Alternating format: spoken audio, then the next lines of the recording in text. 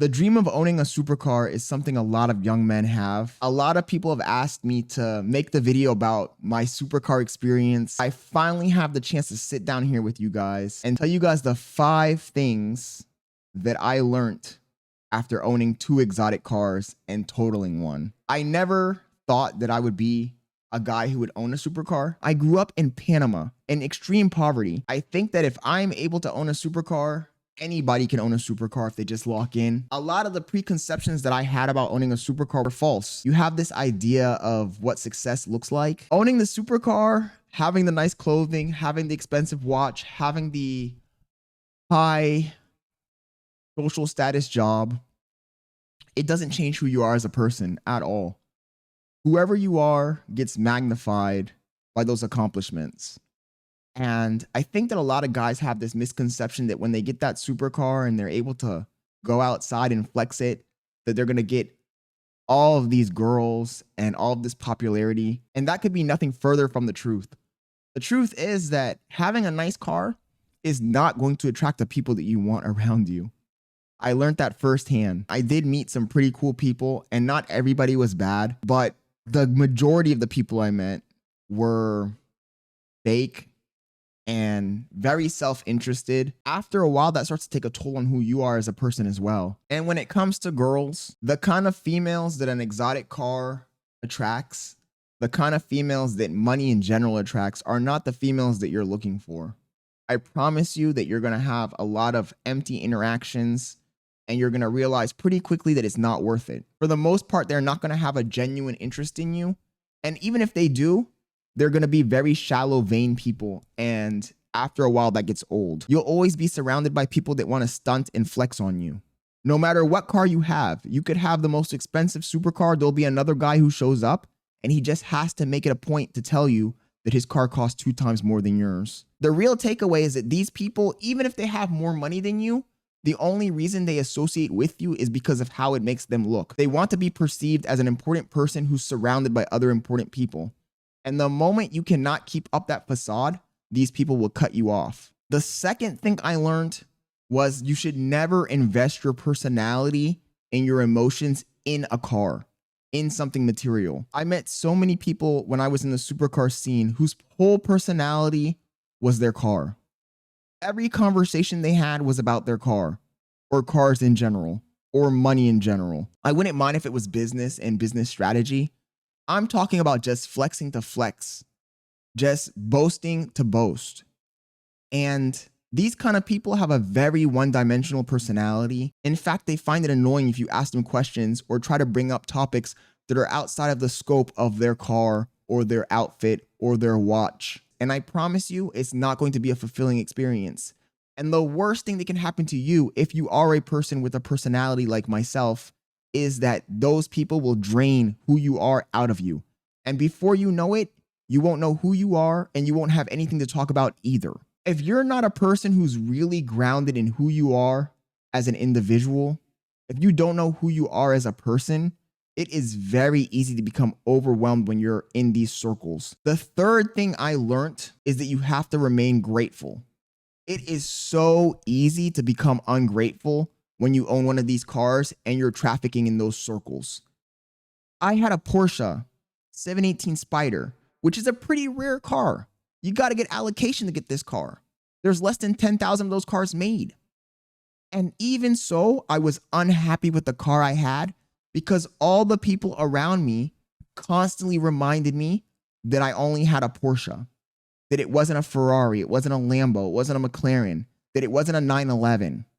And even though I was driving around in a $135,000 car, I was still not happy or grateful. Even though I was living my best life, going to Miami, hanging out with the boys, going to the club, getting life experiences, I was still not happy. To the point where I'm driving around in a McLaren, I'm driving around in a Porsche, and I'm still not content. I'm still complaining. I'm still thinking about, oh man, if only I had the latest Ferrari, if only I had a Lamborghini SVJ, if only I had a private jet, if only I had a yacht. I was comparing myself to the people around me, and the people around me were constantly comparing themselves to even bigger figures. And it shows you how ungrateful you can become when you get used to having things that to be honest, the average person doesn't have. The average person is not driving around in a $100,000+ Porsche.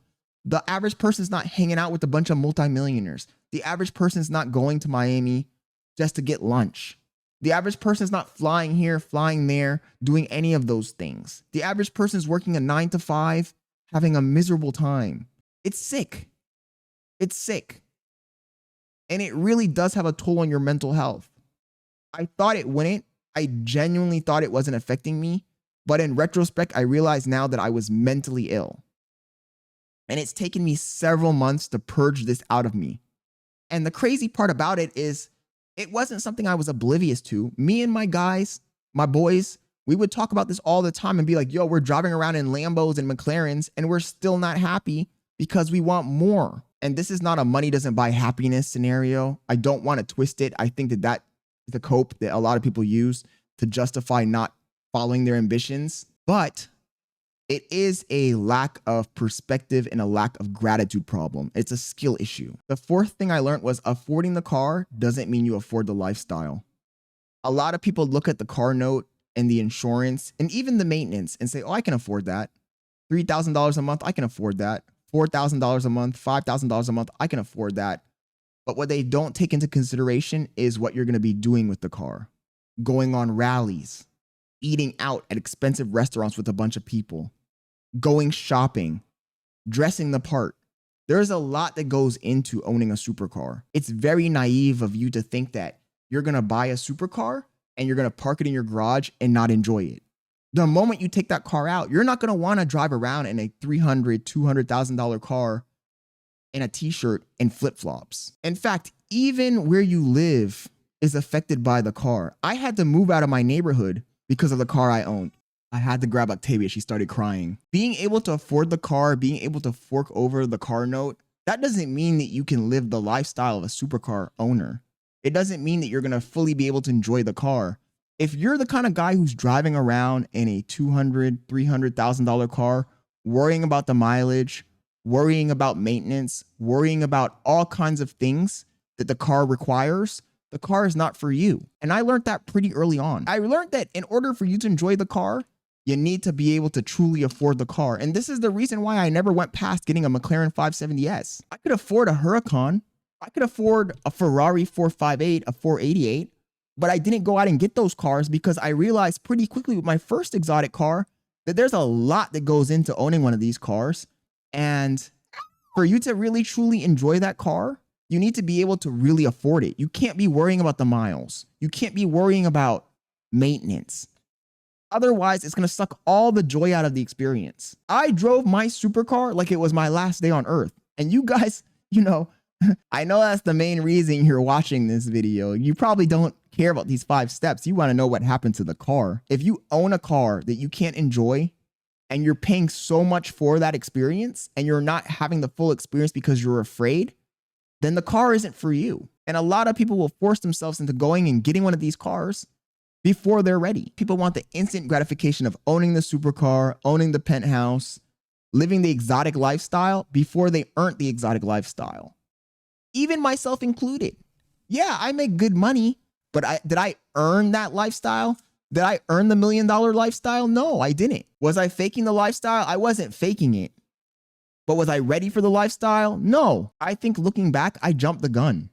I went out and got those supercars before I was ready to get those supercars. The money I spent on maintenance and the lifestyle, that money could have been invested, and by now I'd have 3, 4, 5 times my money. If you're going to fully enjoy the car, if you're going to go out on rallies, if you're going to go hang out with other people that own supercars, it's going to take a lot more money than just the car note, insurance, and maintenance. A lot of people jump the gun because they don't do the research. I've met guys that spent hundreds of thousands of dollars wasted because they weren't prepared to own a supercar and they were biting more than they could chew off. So please keep in mind that if you're going to get one of these cars, it comes with the lifestyle. The 5th thing, and the reason you're probably here, is you want to know what happens when you crash one of these cars. Well, that's a tricky one.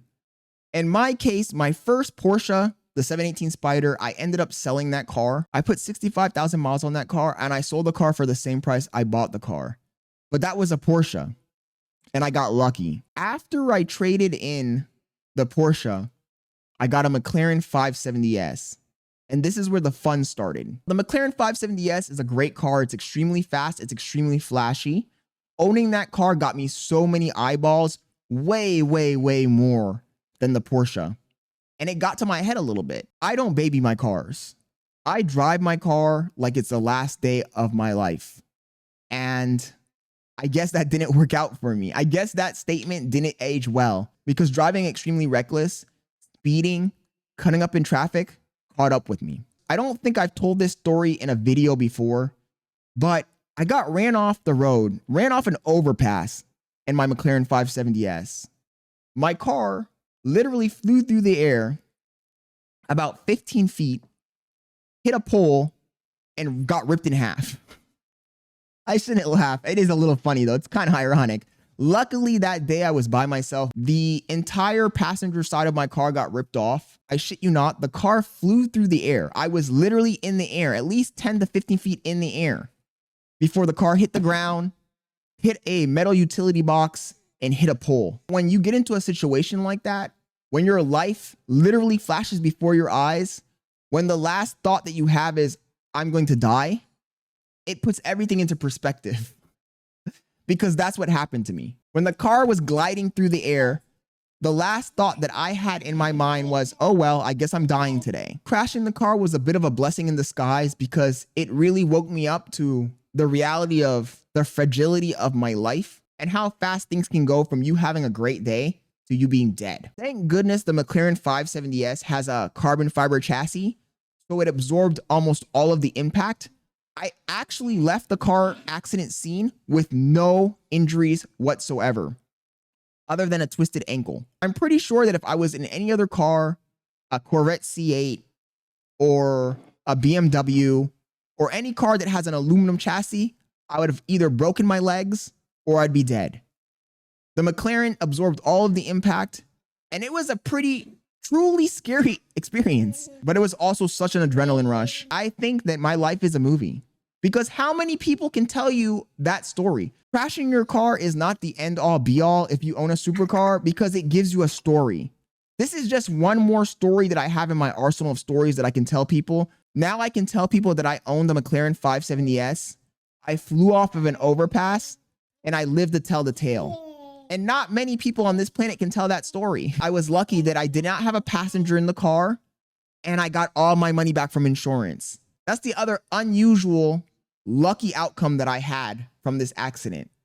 The insurance company decided to not put the accident as my own fault, and I got all of my money back. Literally every single dollar I spent on my car, I got back. And I know what you're asking me. Would I do it all again? And the answer to that question is 100%. 100%. Having a supercar is not going to be like what you imagine, but it is an experience, and it's one that I'm glad I had. And I do plan on getting another car in the future. But the next car I get is not going to be for social media. It's not going to be to impress anybody. It's going to be for myself, my own personal fulfillment. If you're going to go out and get a supercar, you need to do it for the right reasons. You need to do it because it makes you truly happy. You need to do it because you want to live life experiences that are unique to yourself, not to gloat, not to flex, but because you actually want to have that experience. And as long as you're doing it for yourself, as long as you're doing it because it makes you happy, then I think it's worth it. Now, if you want to hear the full story of the car crash in itself, the nitty-gritty details, leave a comment below with the word crash. Anyways, it's your boy Scott Leonard, and I'm out. I'll catch you guys on the next one.